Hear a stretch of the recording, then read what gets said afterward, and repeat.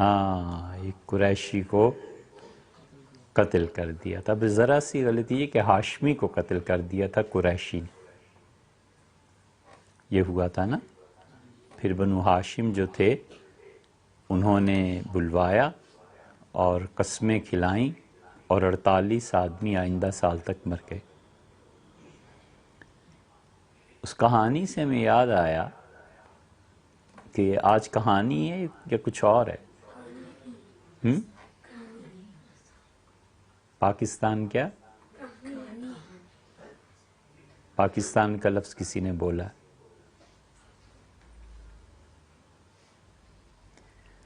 اچھا، اس کہانی سے ہمیں یاد آیا بیٹے کہ ایک چیز ہے قتل، موت، اور اس کے بالکل مقابلے میں کیا آتا ہے؟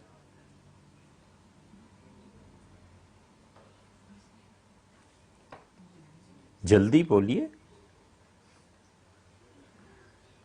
ایک ہے موت، اس کے مقابلے میں زندگی. موت کے مقابلے میں حیات، موت کے مقابلے میں زندگی. اچھا، گرمی کے مقابلے میں کیا آتا ہے؟ سردی. چھوٹے کے مقابلے میں کیا آتا ہے؟ بڑا. اور دراز کے مقابلے میں کیا آتا ہے؟ دراز کے مقابلے میں کیا آتا ہے؟ ٹھگنا. دراز آپ قد کے معنی میں لے کے کہتے ہیں نا ٹھگنا، یعنی یہ دراز قد ہے. یہ دراز فارسی کا لفظ ہے، اور فارسی میں دراز صرف قد کے لیے استعمال نہیں ہوتا بلکہ اس کے اور معنی بھی نکلتے ہیں. دراز کا مطلب ہے لمبا. اردو میں درازی قد جسے کہتے ہیں کہ قد کا لمبا ہونا، اس کے مقابلے میں آتا ہے کوتاہ. دراز اور کوتاہ، ٹھیک ہے. دراز ہے اور ایک کوتاہ ہے، چھوٹا. تو یہ سب حروف ایک دوسرے کے مقابلے میں آتے ہیں. ہر زبان میں ایسے ہوتا ہے. ڈے اینڈ نائٹ انگلش میں ایسے ہی کہتے ہیں نا، دن اور رات، ٹھیک ہے.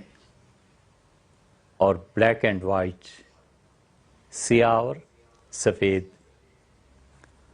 تو وہ جو بات کر رہے تھے ہم، وہ موت کی تھی کہ ایک قریشی نے ایک ہاشمی کو قتل کر دیا. اور یہ عرض کر رہے تھے آپ سے کہ بیٹے جتنے بھی غلط کام انسان کرتا ہے نا، اللہ کا قانون ضرور حرکت میں آتا ہے. اللہ تعالیٰ کا قانون کام کر رہا ہوتا ہے، اللہ تعالیٰ کا قانون حرکت میں ہوتا ہے. ہم انسان نہیں سمجھتے کہ کیا ہو رہا ہے. کچھ لوگ ہاتھیوں کو لے کے اور مکہ مکرمہ آئے تاکہ خدا کے گھر کو تباہ کریں، اور اللہ کا قانون چل رہا تھا کہ تم جب اس مقام پہ پہنچو گے تو کچھ پرندے آئیں گے اور کنکریاں ماریں گے اور تم سب کے سب بھوسا بن جاؤ گے، مر جاؤ گے. ہمیشہ اللہ کا قانون کام کرتا رہتا ہے. جو آدمی بھی قتل کرتا ہے، جو آدمی بھی اپنے بڑوں کی توہین کرتا ہے، اس ظالم آدمی کو خدا پکڑ لیتا ہے. صرف صبر کرنے کی بات ہوتی ہے. وہ چھری، بندوق، کسی تیز دھار آلے کا استعمال کرتا ہے اور گردن اڑا دیتا ہے، یا وہ اپنی زبان کے ذریعے ہر ایک کی توہین کرتا ہے. تو بالکل چپ کر کے بیٹے سنتے رہنا چاہیے، دیکھتے رہنا چاہیے کہ دیکھو اب اللہ کا قانون کب اسے پکڑے گا. اور اللہ کا قانون جب پکڑتا ہے تو پھر اس کی ساری نیکیاں برباد ہو جاتی. آپ کو پچھلی مرتبہ بھی حدیث سنائی تھی نا، حضور صلی اللہ علیہ وسلم نے فرمایا مومن انسان کوئی بھی گناہ کر کے خیر میں ہی رہتا ہے جب تک کہ وہ قتل نہ کرے، اور جس دن وہ قتل کرتا ہے اس دن سے اس کے نیکی کے اعمال میں بہت سستی پیدا ہونے لگتی۔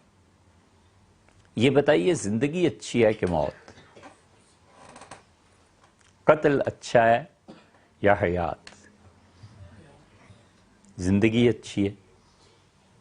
اچھا ٹھیک ہے، زندگی اچھی ہے، موت اچھی نہیں ہے۔ اللہ کی راہ میں شہید ہونا، خدا کی راہ میں جہاد کرنا، کیا موت اچھی ہے نا؟ موت کیسے اچھی ہے بھئی؟ زندگی اچھی ہے۔ زندگی ہے تو آپ نماز پڑھتے ہیں، زندگی ہے تو آپ تعلیم حاصل کرتے ہیں، زندگی ہے تو آپ قرآن پاک یاد کرتے ہیں، زندگی ہے تو آپ مختلف لوگوں کی مدد کرتے ہیں، زندگی ہے تو آپ انسانیت کے لیے بھلائی کے کام کرتے ہیں۔ تو زندگی اچھی ہے کہ موت اچھی؟ اب بتائیے کیا اچھا؟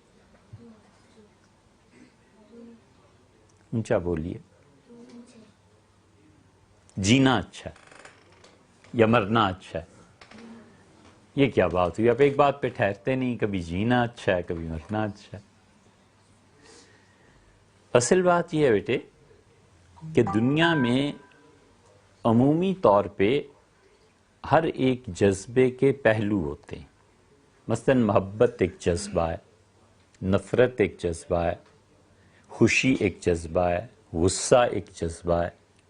یہ جتنے جذبات ہوتے ہیں نا انسان میں، ان میں خیر بھی ہوتی ہے اور شر بھی ہوتی ہے۔ مثلا محبت بڑی اچھی چیز ہے۔ آپ کو والدین سے محبت ہے، آپ کو اپنے گھر سے محبت ہے، آپ کو اپنے کمرے سے محبت ہے، لیکن آپ والدین سے محبت کے معنی میں وہاں بیٹھے رہیں اور کسی دن سکول ہی نہ جائیں، کسی دن آپ پڑھیں ہی نہیں کہ اچھا جمعے کے دن چھٹی ہے، ہفتے کے دن بھی میں اپنی ماما کے پاس، اپنے بابا کے پاس، اپنے گھر میں رہوں گا، تو یہ محبت اچھی ہوئی کہ بری ہوئی؟ بری ہوئی۔ شاباش۔ اور اچھی اس اعتبار سے ہے کہ جب آپ کو چھٹی ہے تو آپ اپنے گھر پہ رہتے ہیں، آپ اپنے والدین کے ساتھ رہتے ہیں۔ اچھا بھی ہے برا بھی ہے۔ اب دیکھیے نا، آپ سر کے بال رکھتے ہیں، سر کے بال رکھنا اچھا ہے کہ برا ہے؟ اچھا ہے۔ اور اگر سر کے بال اتنے زیادہ ہو جائیں کہ آپ ایک ایک گھنٹہ کنگھی پہ لگائیں اور وہ گھنٹے میں آپ پڑھیں نہیں، تو پھر اچھے ہوئے کہ برے ہوئے؟ برے ہوئے نا؟ تو پھر تو ان بالوں کو ختم کرنا چاہیے، پڑھنا چاہیے۔ اسی طرح بیٹے زندگی اللہ تعالیٰ جتنی بھی دے بس اچھی ہے۔ یہ اللہ کے قبضے میں ہے کہ اللہ تعالیٰ موت دیتا ہے، شہادت دیتا ہے، نہیں دیتا، لیکن زندہ رہنے کو ترجیح حاصل ہے۔ ہمیشہ زندگی کی بات کرنی چاہیے، ہمیشہ زندہ رہنے کی بات کرنی چاہیے، ہمیشہ اللہ سے دعا مانگنی چاہیے کہ اللہ مجھے اچھی زندگی دے، لمبی زندگی دے، اور میرا وقت تیری خدمت میں گزرے۔ حضور صلی اللہ علیہ وسلم نے فرمایا طوبیٰ لمن طال عمر، بہت خوشخبری ہے، بہت نیکی کی بات ہے، اچھائی کی بات ہے، ہم خوشخبری سناتے ہیں، اس انسان کو اچھی خبر دیتے ہیں جس کی عمر لمبی ہو جائے اور جس کے اعمال اچھے۔ ایک آدمی اس کے اعمال اچھے نہیں ہیں اور وہ 80 سال کی عمر میں مرا، اور ایک آدمی جس کے اعمال اچھے ہیں اور 85 سال کی عمر میں مرا۔ تو جو پہلا شخص ہے 80 والا، اس نے گناہ بھی زیادہ کیے اور خدا کے ہاں عذاب بھی زیادہ۔ تو زندگی بڑی اچھی چیز ہے، ہمیشہ سنبھال کے رکھنی چاہیے، زندگی کی حفاظت کرنی چاہیے۔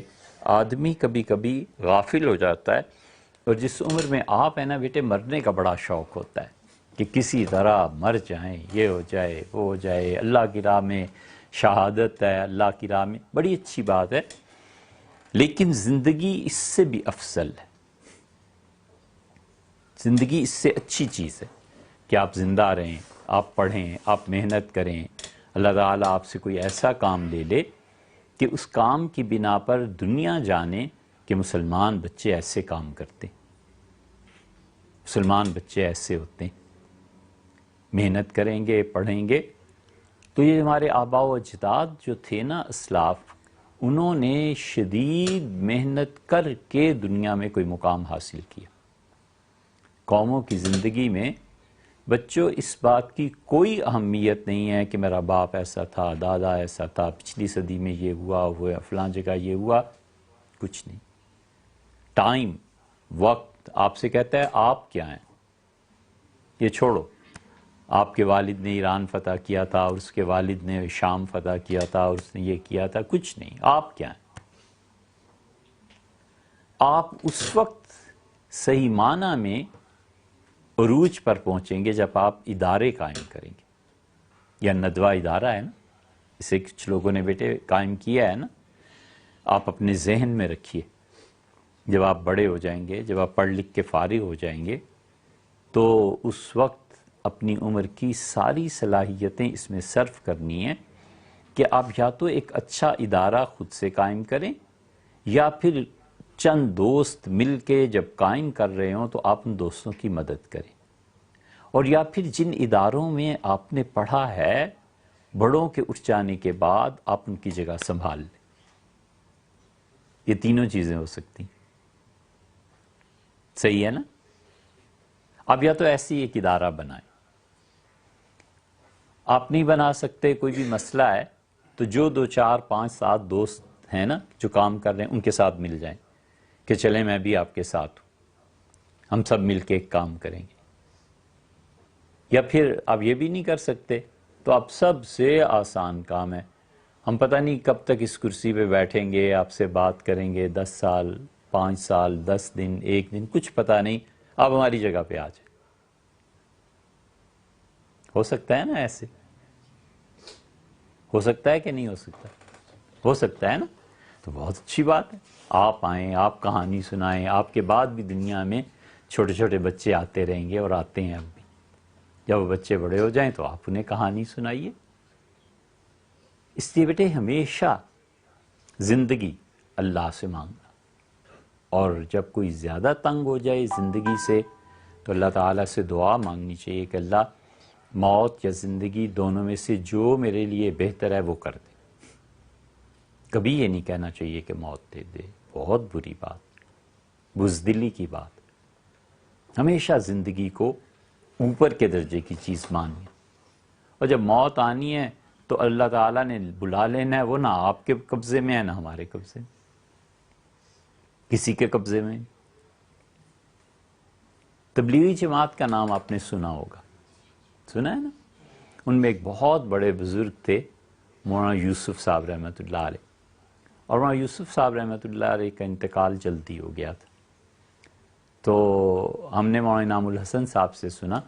مولانا انعام الحسن صاحب رحمۃ اللہ علیہ ایک مرتبہ ہر جگہ جاتے تھے، ہر سال جاتے تھے. لندن میں حضرت رحمۃ اللہ کے ساتھ ہم حاضر تھے خدمت میں. تو فرمایا جب مولانا یوسف صاحب رحمۃ اللہ علیہ کے انتقال کا وقت قریب آیا، کوئی وہم و گمان میں بھی نہیں تھا کہ وہ اتنی جلدی دنیا سے چلے جائیں گے. تو انہوں نے مجھے بلایا اور کہا کہ دیکھو میرا سانس اکھڑ رہا ہے. اور پھر مجھ سے فرمایا کہ بڑے حضرت مولانا الیاس صاحب رحمۃ اللہ علیہ کی عمر کتنی تھی جب انتقال ہوا؟ تو میں نے بتایا کہ اتنے برس، شاید 63 کا لفظ استعمال کیا کہ اتنے برس تھی. فرمایا اچھا میری عمر کتنی ہے؟ تو میں نے عرض کیا کہ حضرت آپ کی عمر تو اتنی ہے. فرمایا پھر کیا خیال ہے ہم چلیں؟ تو میں ہنس پڑا. میں نے کہا حضرت یہ مشورے کی بات تھوڑی ہے کہ چلیں، جب اللہ نے بلانا ہوگا چلے جائیں. اور چند گھنٹوں میں حضرت کا انتقال ہو گیا. بہت بڑے آدمی تھے بیٹے مولانا یوسف صاحب رحمۃ اللہ علیہ. اگر وہ تبلیغ میں نہ جاتے اور علم کی دنیا میں ہی رہتے تو طحاوی ایک حدیث کی کتاب ہے، اس کی بڑی زبردست شرح وہ لکھتے. یہ کتاب اب تک بیٹے ایسی ہے جس پہ جتنا کام ہونا چاہیے تھا نہیں ہوا. تو اس لیے زندگی ہمیشہ اچھی ہوتی. اسی لیے قرآن نے بعض جگہ پہ موت کی بڑی مذمت کی. مارنے کو بڑا برا سمجھا، قتل کرنے کو برا سمجھا، برا جانا ہے. اللہ نے اس پہ دھمکی بھی دی. دھمکی کا مطلب یہ ہوا بیٹے دیکھو اللہ کے ہاں یہ ہمارا عقیدہ ہے یہ اہل سنہ کا عقیدہ ہے۔ ہمارا عقیدہ یہ ہے کہ اللہ تعالیٰ جن چیزوں کا وعدہ کرتا ہے نا کہ میں جنت دوں گا، زندگی دوں گا، یہ چیز دوں گا، یہ چیز دوں گا، وہ وعدے برحق ہیں، پورے ہوں گے۔ اور اللہ تعالیٰ نے جن چیزوں کے بارے میں ڈرایا ہے کہ دیکھو یہ کرو گے تو جہنم ملے گی، یہ ہوگا، وہ ہوگا، اگر اللہ ان چیزوں کا وعدہ کرنے کے باوجود پورا نہ کرے تو یہ اس کی مہربانی ہے، اس کی عطا ہے۔ اللہ تعالیٰ نے کہا جنت، یقیناً جنت دے گا، اللہ نے کہا اس کو جہنم میں پھینکوں گا۔ قیامت کے دن اگر اسے خدا معاف کر دے، اللہ تعالیٰ معاف کر دے، تو یہ اس کا کرم ہے، اس کی مہربانی ہے، یہ نہیں ہے کہ اس نے اپنے وعدے کی خلاف ورزی کی۔ وعدے کی خلاف ورزی بہت بری بات ہے، لیکن اللہ نے درگزر فرمایا، اللہ تعالیٰ نے اپنی اس عذاب دینے کی بات کو پورا نہیں کیا۔ یہاں پہ پہنچ کے ہمارے عقیدے میں اور اہل تشیع کے عقیدے میں فرق پڑ جاتا۔ جب علم کلام میں مباحث آتی ہیں تب آپ پڑھیں گے، یہ بڑی پیچیدہ بحث ہے، مگر اتنا ہے کہ ہم کہتے ہیں اللہ نے جتنے وعدے ہمارے ساتھ اچھائی کے کیے ہیں وہ یقیناً پورے ہوں گے، اور جن جن مواقع پہ اللہ نے ڈرایا ہے کہ جہنم ہوگا، یہ ہوگا، یہ ہوگا اور تمہیں سزا ملے گی، اللہ اسے پورا کرے، وہ اس کا اپنا فیصلہ ہے۔ لیکن اگر اللہ معاف کر دے تو اس کا مطلب یہ نہیں ہے کہ قیامت کے دن وہ کوئی اس نے یہ جو کچھ کہا ہے سب جھوٹ تھا، استغفر اللہ۔ اس کا مطلب یہ ہے کہ اللہ نے کرم فرمایا، اللہ نے مہربانی فرمائی کہ کہا اور پھر چھوڑ دیا۔ صحیح ہے؟ اس لیے اللہ نے قتل کی بہت مذمت کی، بہت برا جانا ہے، کبھی نہیں مارتے، کسی کو قتل نہیں کرتے، کسی کے خون کے درپے نہیں ہوتے، غصہ اس کو قابو میں رکھتے ہیں۔ اللہ تعالیٰ نے بڑا برا اس کو کہا ہے کہ کوئی آدمی کسی کو قتل کر دے، حتیٰ کہ اللہ کہتا ہے وَإِذَا الْمَوْءُودَةُ سُئِلَتْ بِأَيِّ ذَنبٍ قُتِلَتْ، اور قیامت کے دن اللہ تعالیٰ اس بچی کو زندہ کرے گا جس کو لوگوں نے مار دیا تھا۔ اور اب اپنی بچیوں کے ساتھ کیا کرتے تھے، بیٹیوں کے ساتھ، آپ کو پتہ ہے؟ کوئی بچہ بتائے کیا کرتے تھے؟ زندہ دفن کر دیتے تھے۔ یہ وہ گناہ تھا جس پہ اللہ نے فرمایا کہ وَإِذَا الْمَوْءُودَةُ سُئِلَتْ، اور جب قیامت کے دن اس گاڑی ہوئی بچی جو زندہ گاڑ دی گئی تھی اس سے پوچھا جائے گا بِأَيِّ ذَنبٍ قُتِلَتْ، یہ کس گناہ میں ماری گئی؟ اس چھوٹی سی بچی نے کیا ایسا گناہ کیا تھا جس کی وجہ سے تم نے اسے زندگی جیسی نعمت سے محروم کر دیا؟ یہ اکبر بادشاہ جو تھا نا بیٹے مغلوں میں، یہ سوتا بہت کم تھا۔ تو کسی نے کہا بادشاہ سلامت آپ اتنے کم سوتے ہیں؟ اس نے کہا زندگی گزارنے کے لیے، زندگی محبتوں اور زندگی اچھائیوں اور خوبصورتیوں سے فائدہ اٹھانے کی چیز ہے، سونے کی نام تھوڑا ہی ہے زندگی، سوؤں کیوں؟ جاگ کے علم کیوں نہ حاصل ہم لوگ کریں؟ سونا کو وہ تو نیند اور سونا ایک دوسرے کے مشابہ ہیں۔ عرب کہتے تھے یہ دونوں بہنیں، تو اسی بیٹے سونا بہت حد سے زیادہ وہ بھی کوئی اچھی بات نہیں، 12 گھنٹے سوتا رہے، کتنی بری بات ہے۔ اسی طرح یہ عرب جو تھے نا، یہ زندگی کو ختم کر دیتے تھے، مار دیتے تھے۔ اسی لیے وعد، یہ جو ایک لفظ آیا ہے موعودہ، بعض اہل لغت کا خیال یہ ہے کہ یہ وعد سے بنا ہے، اور وعد کہتے ہیں بوجھ کو۔ جیسے کسی کو کہتے ہیں نا کہ یہ شخص زمین کا بوجھ بن گیا ہے، کبھی کبھی کہتے ہیں یہ بوجھ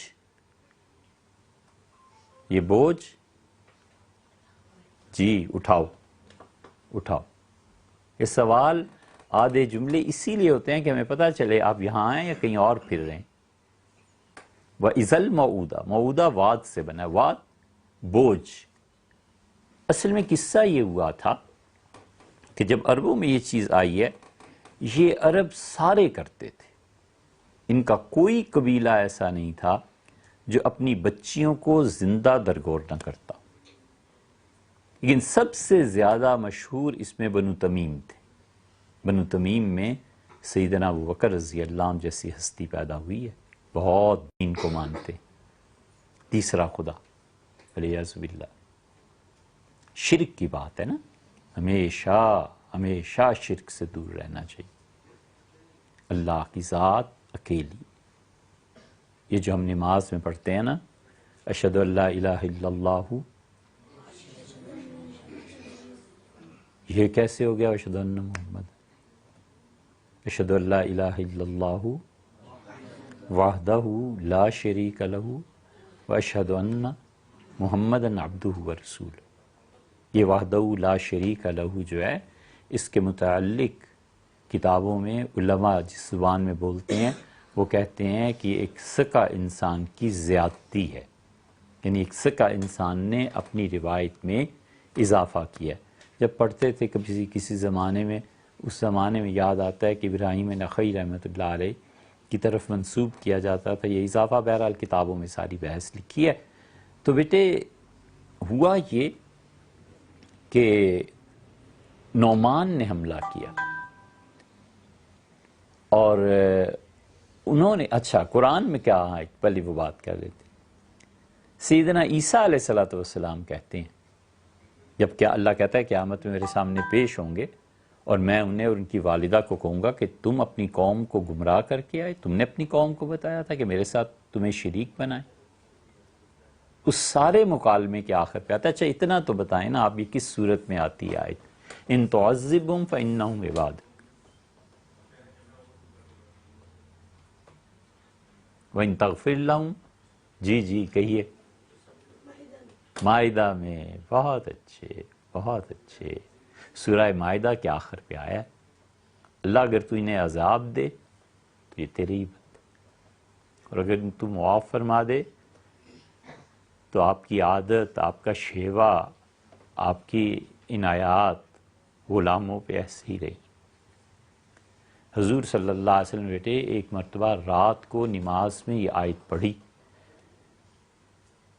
کہ ان تعذبہم فانہم عبادک، اللہ اگر آپ انہیں عذاب دیں تو یہ تیرے ہی بندے ہیں. ساری رات روتے رہے اور اس ایک آیت کو مسلسل پڑھتے رہے. تو اسی قسم کا مفہوم بنو تمیم نے اپنے بادشاہ نعمان بن منذر کو کہا. نعمان نے اپنے بھائی کو بھیجا تھا لڑائی کے لیے، پھر نعمان خود آیا اور اس نے کہا کہ قیدی بنا لیا ان عورتوں کو. وہ عورتیں جب قیدی بن کے گئیں اور انہوں نے قصیدہ یہ بھیجا تو پھر خود بنو تمیم کا ایک وفد ان سے ملنے کے لیے گیا. تو بنو تمیم کے وفد میں ایک تھی قیس بن عاصم، ان کی بیٹی تھی، وہ بڑے سردار تھے. تو قیس بن عاصم کی بیٹی بھی قیدیوں میں چلی گئی تھی. تو نعمان نے اعلان کیا، اس نے کہا کہ ان خواتین میں، عورتوں میں جو بھی چاہیں واپس چلی جائیں اور جو ہمارے پاس رہنا چاہیں تو ہم انہیں احترام اور عزت سے جگہ دیں گے.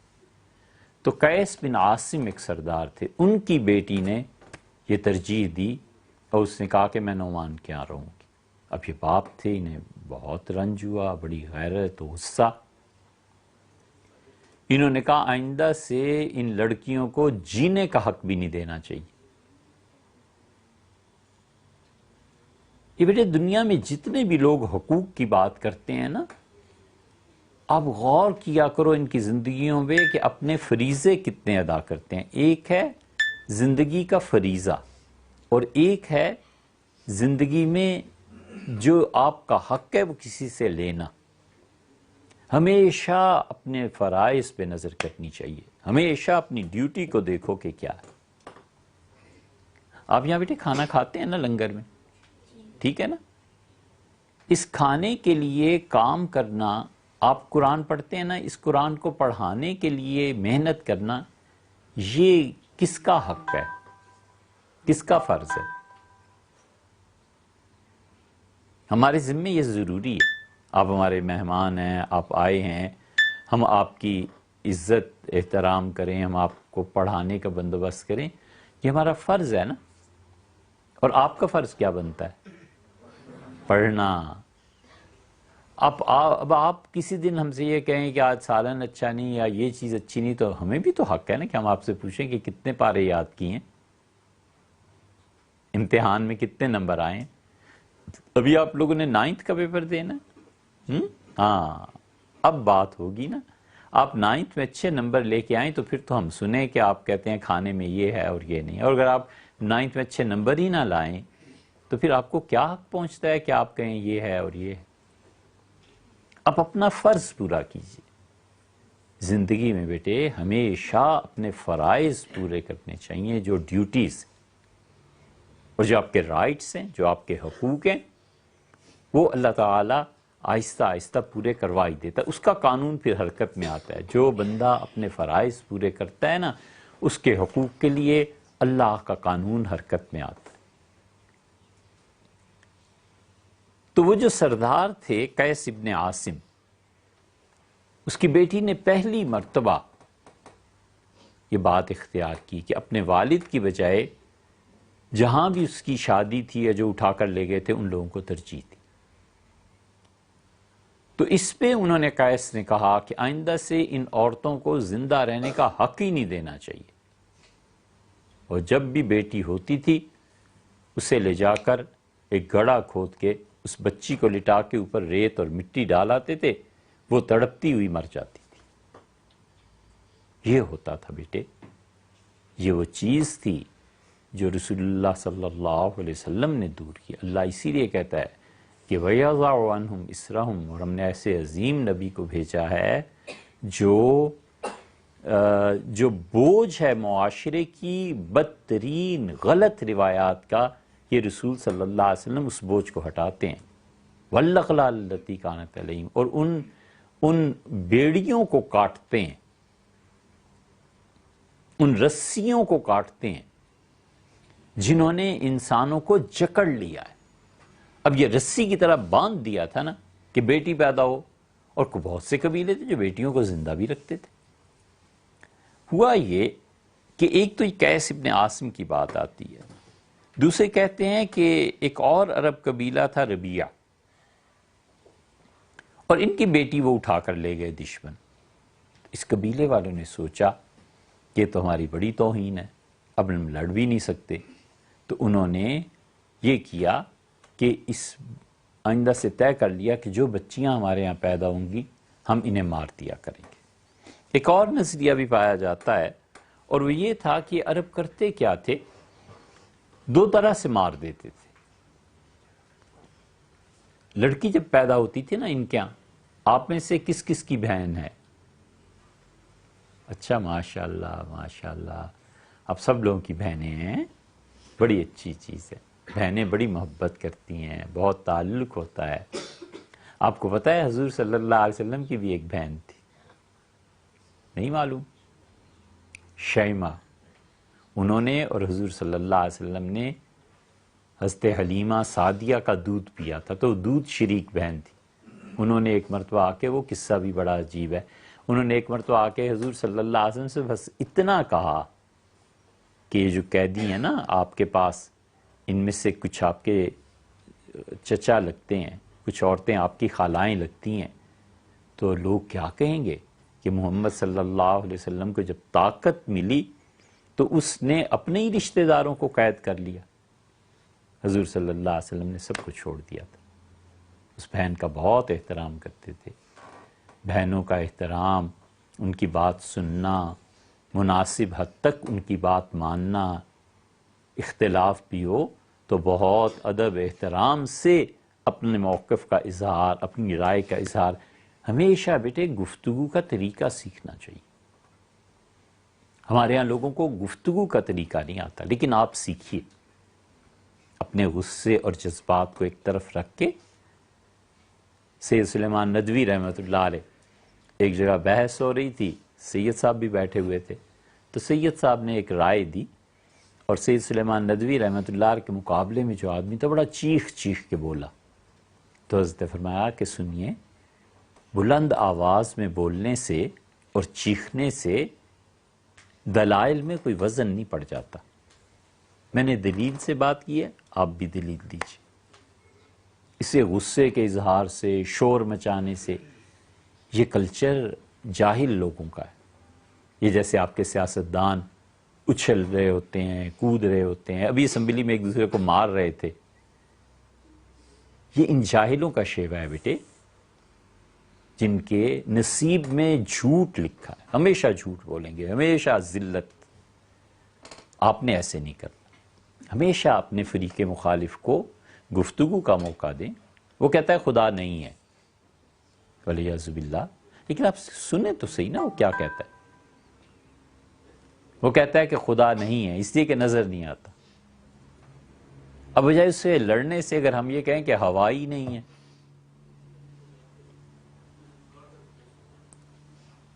تو مان جائے گا کہ ہوا نہیں، وہ کہے گا ہوا تو ہے، ہم کہیں گے دکھاؤ کہاں ہے۔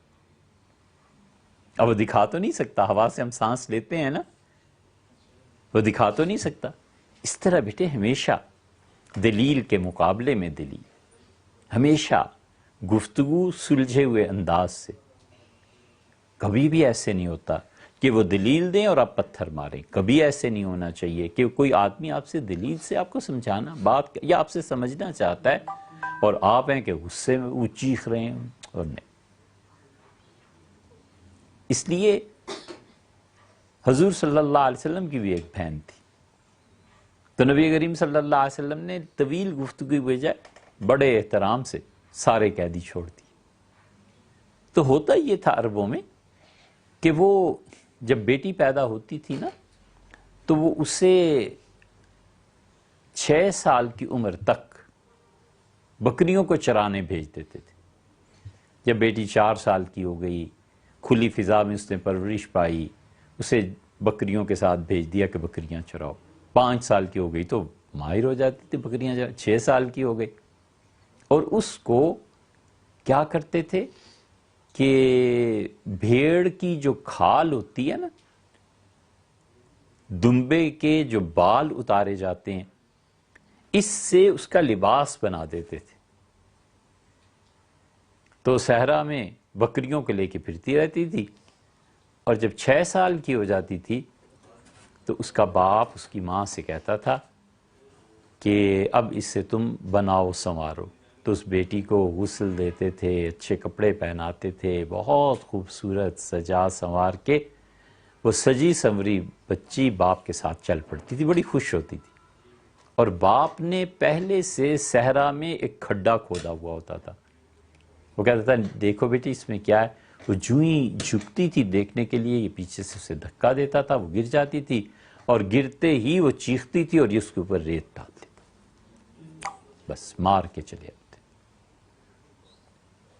اس لیے بیٹے ہمیں پتہ نہیں ہے اسلام نے اس دنیا کو کیا دیا، ہمیں پتہ نہیں ہے کہ اللہ نے اپنے نبی صلی اللہ علیہ وسلم کے ذریعے اس کائنات کو کیسے بدلا۔ اس ایک ہستی کے ذریعے اللہ نے لوگوں کی عزتوں کو، جان کو، مال کو محفوظ کیا، اور کبھی کبھی اس سے بھی بدتر حرکت کرتے تھے۔ ایک گڑھا کھود دیتے تھے اور ماں کو وہاں لے جا کر لٹا دیتے تھے۔ جو ہی بچے کی پیدائش ہوتی تھی تو اگر وہ لڑکا ہوتا تھا تو اسے گڑھے سے نکال لیتے تھے، اگر لڑکی ہوتی تھی تو ماں کو ہٹا کے اسے فوراً مٹی سے بھر دیتے تھے، ریت سے بھر دیتے تھے، بس وہ چھوٹی سی بچی مر جاتی تھی۔ ہر بچی جس کا رنگ سیاہ ہو، ہر وہ بچی جس کا کوئی عضو نہ ہو، جیسے ٹانگ نہیں ہے، کسی کا ہاتھ نہیں ہے، یا جس کی آنکھیں براؤن ہوں، یہ چند چیزیں تھیں، ایسی بیٹیوں کو تو کوئی رکھنا ہی نہیں چاہتا تھا، مار دیتے تھے سیدھا سیدھا۔ یہ سب جہالت تھی، یہ سب اس دور کے رواج تھے۔ اور پھر کرتے کیا تھے کہ وہ اس بچی کو کسی بھی گھر میں تانے کے طور پہ بھی استعمال کرتے تھے کہ تمہاری اتنی بیٹیاں، تمہیں شرم نہیں آتی، تمہیں غیرت نہیں آتی، بیٹے کبھی بھی تانا نہیں کھانا چاہیے. سب سے اچھا آدمی وہ ہے جو ٹھنڈے مزاج کا، سنتا رہے، کہتے رہیں جو لوگ کہتے ہیں، بکتے رہیں. اعتراض کی عادت، ہر چیز پہ اعتراض. ان کے حصے اور نصیب بھی یہ ہوتا ہے کہ تم اعتراض کرتے رہا کرو اور آخر پہ محروم ہو جاؤ. تو غیرت کے مارے اپنی بچیوں کو مار آتا تھا. ایک اس طرح کا ایک اور قصہ ہوا، اور قصہ یہ ہوا کہ سودا بنت زہرا تھی. زہرا ایک قبیلہ تھا. زہرا قبیلے میں شادی ہوئی تھی. اگر آپ نے ہم سے یہ بات سنی ہوئی ہے تو بتاؤ زہرا قبیلے میں کس کی شادی ہوئی تھی؟ دو بڑی عظیم ہستیاں تھیں، اور بھی تھیں لیکن دو بڑی عظیم ہستیاں تھیں. یہ مدینہ منورہ کا قبیلہ تھا، بنو زہرا. اب اٹک گئے نا؟ اب آپ بتائیے، پھر آگے چلیں.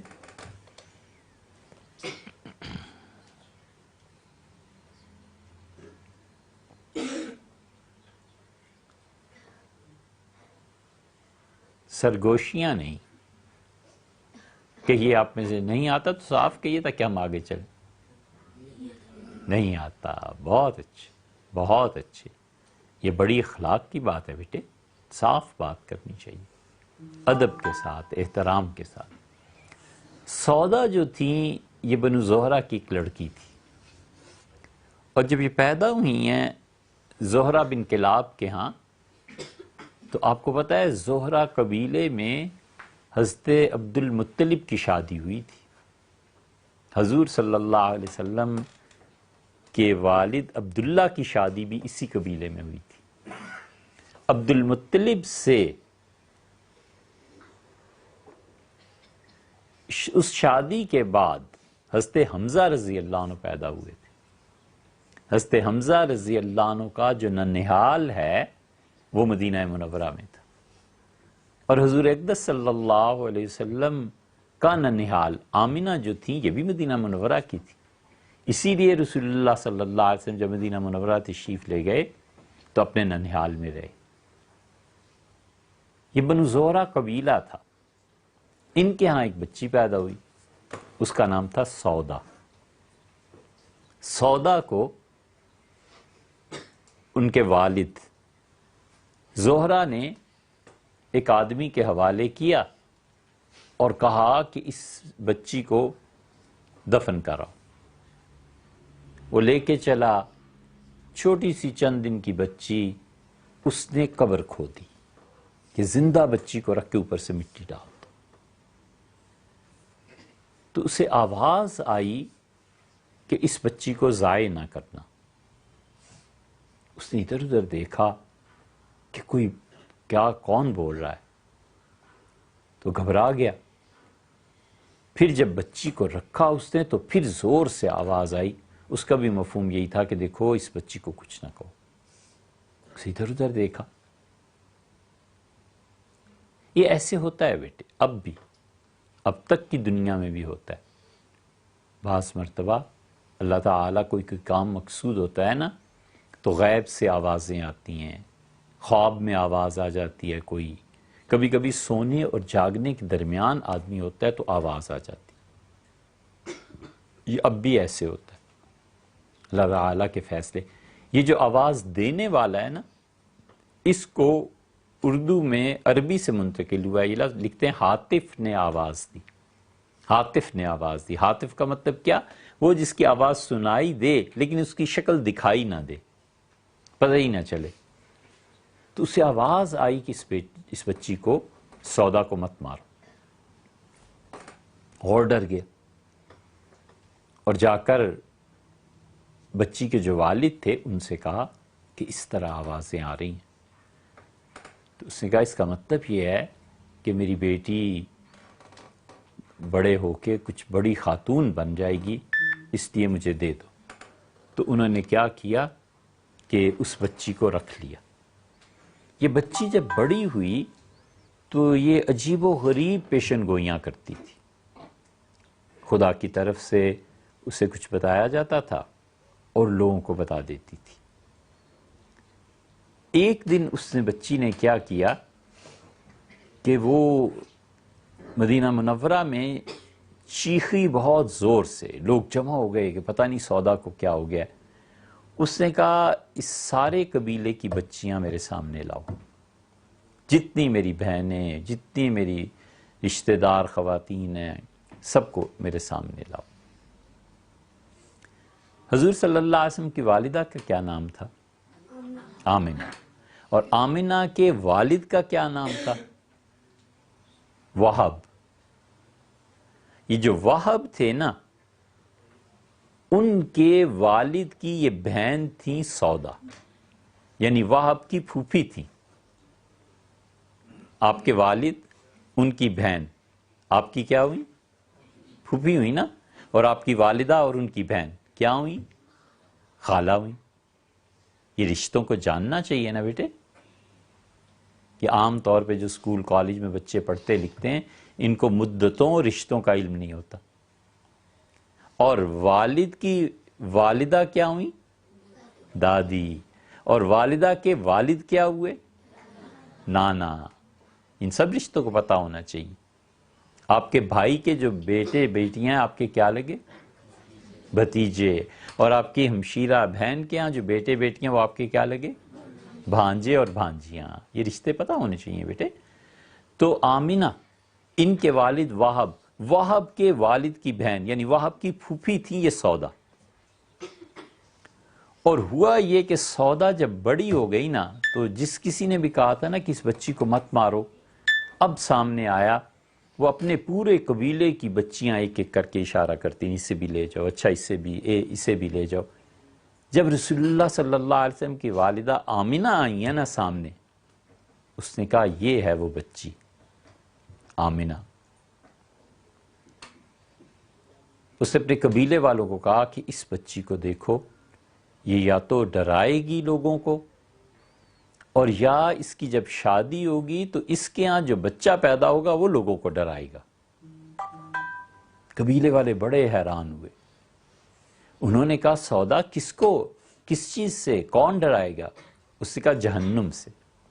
یہ پہلی مرتبہ لفظ آیا عربوں میں وہاں سے۔ اس نے کہا جہنم سے یا تو یہ ڈرائے گی، اور یا اس کے ہاں کوئی بچہ پیدا ہوگا وہ ڈرائے گا۔ اور پھر آمنہ کے ہاں کس کی ولادت ہوئی؟ حضور صلی اللہ علیہ وسلم کی۔ یہ اس وقت اس نے پیشن گوئی کی تھی۔ اس لیے حضرت عبداللہ کی شادی جب ان لوگوں میں ہوئی آمنہ سے، تو سب جانتے تھے کہ اب آمنہ کے ہاں حضرت رسالت پناہ صلی اللہ علیہ وسلم تشریف لائے۔ ان کے بیٹے تھے، ان کے صاحبزادے تھے۔ تو انہوں نے پھر جہنم سے ڈرایا۔ اس بچی کو بچا لیا گیا تھا۔ یہ عرصہ دراز تک بیٹے جاری رہا ہے۔ مدتوں لوگ بچیوں کو ایسے دفن کرتے رہے ہیں۔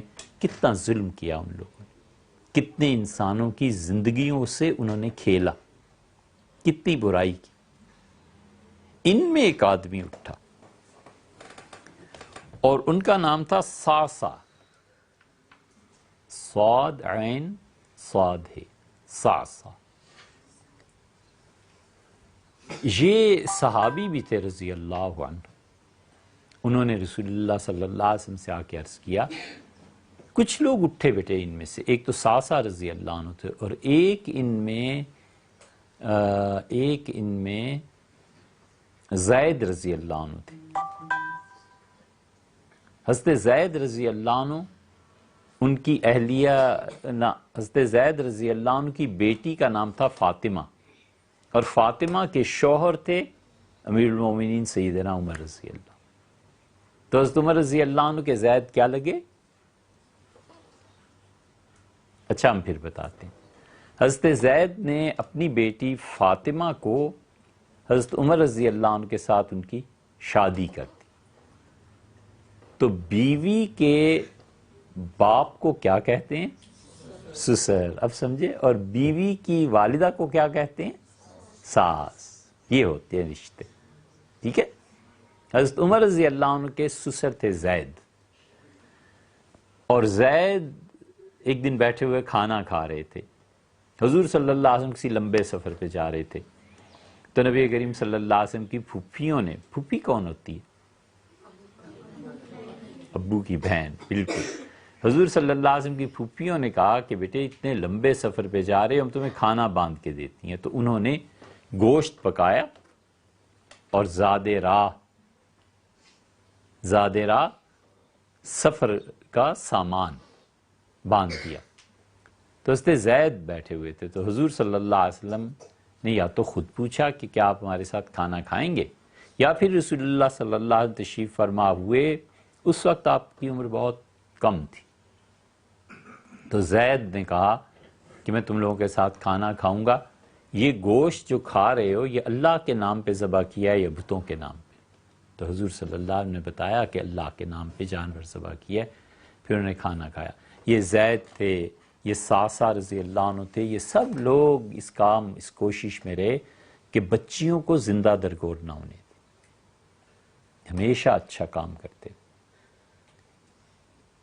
اور یہ ساسا آئے ہیں حضور صلی اللہ علیہ وسلم کی خدمت میں، اور ان کا اللہ کے رسول آپ مجھے بتائیں، میں نے 86 بچیاں اب تک بچائی ہیں، 86۔ انہوں نے کہا کہ میں نے عربوں میں یہ رسم شروع کی کہ جہاں مجھے پتا چلتا تھا کہ کسی بچی کو زندہ درگور کر رہے ہیں، درگور کرنا کیا ہوتا ہے؟ در کا کیا مطلب ہوا؟ میں، اچھا فارسی پڑھی ہوئی، اور گور قبر، گور قبر کو کہتے ہیں، در یعنی اس میں، قبر میں۔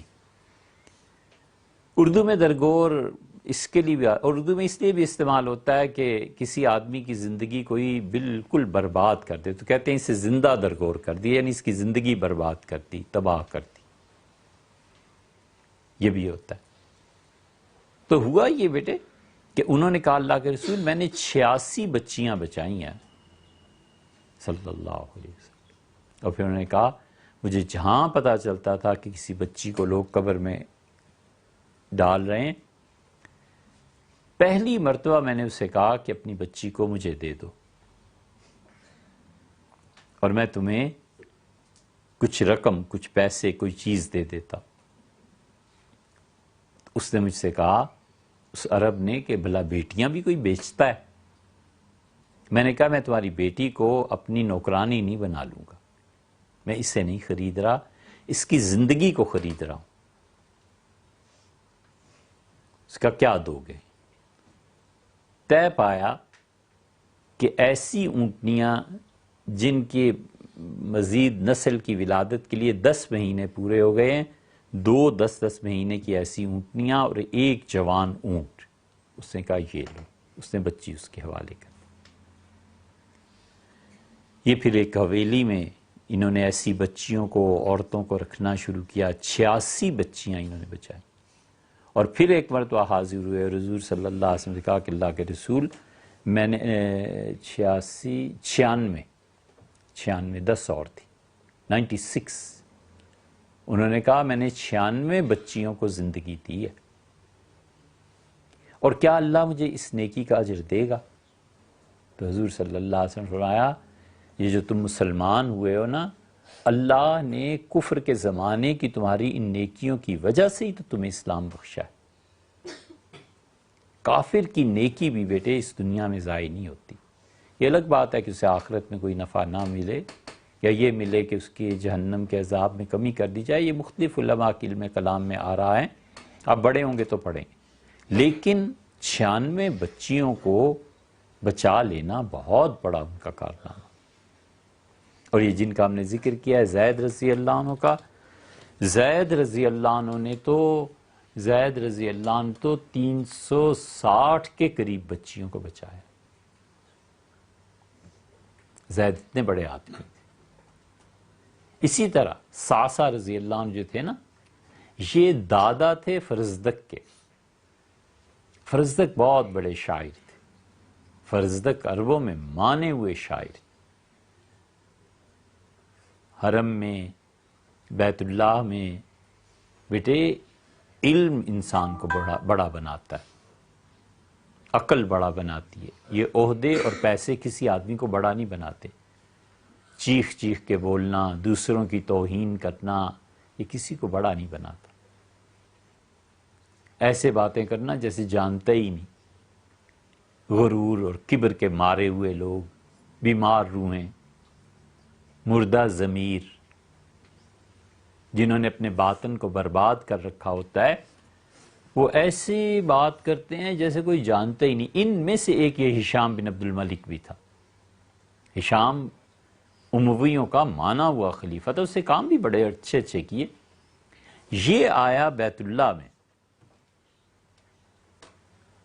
اور جب طواف کرنے لگا تو لوگ تو طواف کر رہے تھے. اتنا ہجوم تھا بیت اللہ میں کہ کسی نے پرواہ نہیں کی کہ وقت کا حاکم امیر المومنین ہشام کھڑے ہیں نہیں کھڑے، لوگ طواف کرتے رہے. اب اس نے حجر اسود کو بوسہ دینا تھا.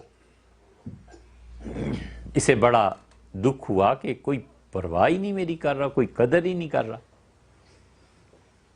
اتنے میں ایک اور ہستی داخل ہوئی حرم میں، اور وہ بہت بڑے آدمی تھے. وہ سید الساجدین، زین العابدین، سیدنا حسین ابن علی رضی اللہ عنہ کے صاحبزادے تھے. اور حضرت زین العابدین رحمۃ اللہ علیہ جو ہی آئے ہیں، مجمع کائی کی طرح پھٹ گیا. کائی کی طرح پھٹنا، اس کا کیا مطلب؟ تتر بتر ہو جانا. اب تتر بتر کا کیا مطلب؟ کہاں رہتے ہو؟ اس نے کہا فلاں گلی میں کنویں کے سامنے. اس نے کہا کنواں کہاں ہے؟ اس نے کہا میرے گھر کے سامنے. اس نے کہا رہتے کہاں؟ اس نے کہا آمنے سامنے. تو اس لیے کائی کی طرح چھٹ جانا کیا مطلب؟ تتر بتر. تتر بتر کا مطلب کیا؟ کائی کی طرح چھٹ. آپ دیکھیے گا خود بھی، ہم بھی کبھی اس محاورے پہ بات کریں گے. تو ہوا یہ کہ حضرت زین العابدین تشریف لائے. حضرت زین العابدین رحمت اللہ علیہ کے دادا کا کیا نام تھا؟ علی. یہ ہے ذہانت. کیونکہ ہم پہلے کہہ چکے ہیں کہ حضرت زین العابدین بیٹے تھے حسین ابن علی کے. یہی کہا نا؟ تو سیدنا علی رضی اللہ عنہ کے بیٹے تھے حسین رضی اللہ عنہ، اور حسین رضی اللہ عنہ کے بیٹے تھے حضرت زین العابدین. نام ان کا بھی علی تھا اصل میں. حضرت زین العابدین رحمۃ اللہ علیہ جب آئے ہیں تو رسول اللہ صلی اللہ علیہ وسلم کے گویا یہ پڑپوتے ہوئے. اوفو، مجمع کائی کی طرح چھٹ گیا. لوگوں نے جگہ دے دی. لوگ ان کے عزت اور احترام میں دونوں طرف کھڑے ہو گئے. اور وہ آئے اور انہیں بڑی سادگی سے بوسہ دیا اور چل پڑے. 25 مرتبہ پیدل مکہ مکرمہ گئے تھے مدینہ منورہ سے. 25 حج کیے تھے. اتنے 100 کلومیٹر، وہ تقریباً 300-400 کلومیٹر ہے مکہ مکرمہ اور مدینہ منورہ کا فاصلہ. اس زمانے میں اتنا سفر طے کرنا اور اپنی بندگی کے اظہار کے لیے پیش ہونا بیٹے بہت بڑی بات تھی. حضرت زین العابدین رحمت اللہ علیہ کی جب دیکھا نا پبلک نے چھوڑ دیا راستہ. ہشام جانتا تھا اچھی طرح، اس کے باوجود کہنے لگا کہ یہ کون ہے؟ یہ مغرور قسم کے لوگ جن کے اندر بیٹے کبر کا مرض ہوتا ہے نا، انہیں سب پتا ہوتا ہے اندر سے. یہ سمجھتے ہیں کہ جیسے ہم کہیں گے کہ یہ کون ہے تو اس کا مطلب ہے کہ اس آدمی کو کون جانتا ہے، اس کی کوئی توہین. اس کی توہین نہیں، تم در حقیقت اپنے باطن کے مرض کا اظہار کر رہے ہو. یعنی یہ کون ہے؟ تو ہشام کے ساتھ فرزدق کھڑے تھے. فرزدق بہت بڑے شاعر تھے. فرزدق نے برملا کہنا شروع کیا کہ یہ وہ آدمی آیا ہے، وہ ہستی آئی ہے جسے حرم بھی جانتا ہے اور حرم کے باہر کی دنیا بھی جانتی ہے. یہ وہ ہستی ہے جس کی پردادی کا تم نام لو تو وہ رسول اللہ صلی اللہ علیہ وسلم کی صاحبزادی ہیں. جن کے دادا پردادا کو تم دیکھو تو وہ علی ہیں. پھر انہوں نے برجستہ بیٹے عربی کے شعر پہ شعر، شعر پہ شعر کہنا شروع کیے اور بڑا ہشام شرمندہ ہوا. یہ جو فرزدق نے شاعری کی نا، اس کے دادا تھے ساسا جن کا ذکر ہے، 96 بچیوں کو ایک مرتبہ، اور پھر کل زندگی میں 360 بچیوں کو انہوں نے بچا لیا، لے جاتے تھے اپنے پاس۔ زید رضی اللہ عنہ بھی یہی کرتے تھے۔ یہ سعید ابن زید جو ہے نا، عشرہ مبشرہ میں سعید کے والد تھے حضرت زید۔ حضور صلی اللہ علیہ وسلم کی عمر 35 برس کی تھی جب ان کا انتقال ہو گیا۔ انہوں نے کیا کیا تھا بیٹے؟ ان دونوں نے 360 کے قریب زندگیوں کو بچایا، جانوں کو بچایا، پھر حویلیاں بنائیں، پھر ان میں ان بچیوں کو رکھا، پھر ان کی تربیت کی۔ یہ جب بچیاں بڑی ہو جاتی تھی نا، تو پھر یہ اس کے والد کے پاس چلے جاتے تھے بچی کے، جانتے تھے نا کون کس کی بیٹی ہے، بیٹیاں بھی جانتی تھیں، جا کے کہتے تھے کہ اب آپ کی بیٹی بڑی ہو گئی ہے، آپ اگر چاہیں تو میں آپ کو واپس دے دوں، چاہیں تو میں اس کی شادی کر دوں۔ تو بہت سے غریب لوگ ہوتے تھے، کہتے تھے آپ ہی شادی کر دیں، اس کی شادی کر دیتے تھے، اور بہت سی بچیوں کو اس کے والدین کے حوالے کر دیتے کہ دیکھو اسے کچھ نہیں کہنا۔